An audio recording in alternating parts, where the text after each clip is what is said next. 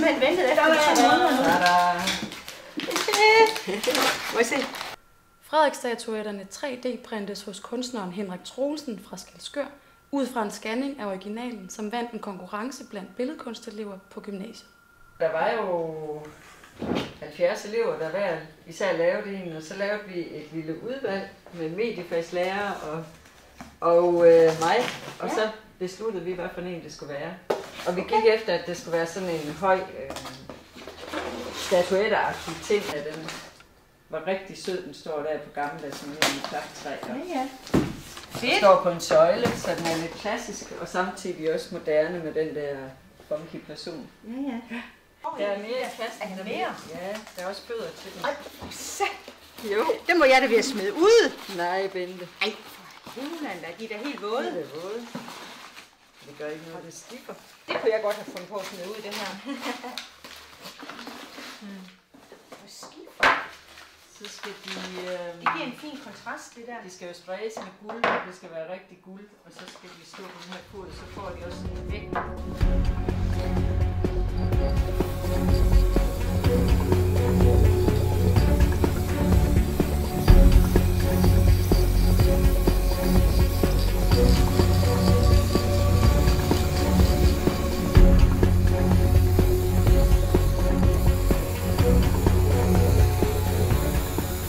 Det blev Freja Byskov Christensens billedkunstprojekt, som blev udvalgt som Frederik-statuette, og hun husker tydeligt processen. Det føles som, at det er rigtig længe siden, jeg har lavet den. Men jeg kan stadig godt huske, hvad jeg tænkte, dengang jeg lavede den. Jeg tænkte, at jeg gerne ville lave noget, der var godt at holde ved, så når man vandt, så man rigtig kunne føle, at man havde vundet noget fedt. Så tænkte jeg, at den skulle være tidsløs, så jeg lavede den her søjle, man stod på, og samtidig skulle der noget med noget film, og i hvert fald var jo en filmfestival, vi skal til. Så han fik den her en clipboard i hånden. Vi spurgte Freja, hvad hun siger til, at hendes figur nu er en vigtig del af Frederik-festivalen. Det er meget spøjst, synes jeg. Jeg har stadig min original derhjemme. Den står derhjemme på mit værelse med mine forældre. Ja. Så det er lidt sjovt, at det er den, der skal overgives hver år nu fremover. Vi gav 2015-vinderne Søren og Rune statuetten i hånden og spurgte dem, hvad der skete med deres. Ej, det var dejligt. Lang tid siden sidste år holdt den, så jeg skulle savne den. Ja, hvad siger du? Altså, det var jo en stor dag, så det er da egentlig lækkert nok at holde den igen. Ja. Jamen, den står ved den retmæssige ejer, Robin. Ja, det siger han i hvert fald, altså.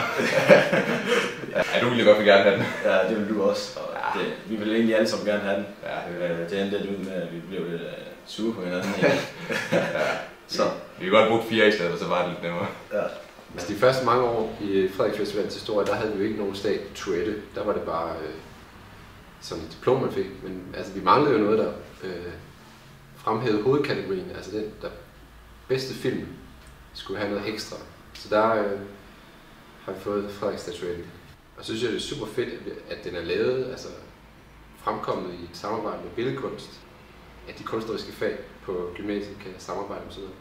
Det er jo 3. år, den uddelelse. Jeg synes allerede nu, så begynder den at få sådan en status af, at statuetten er noget, ikke? Og dem, der får den, får noget særligt.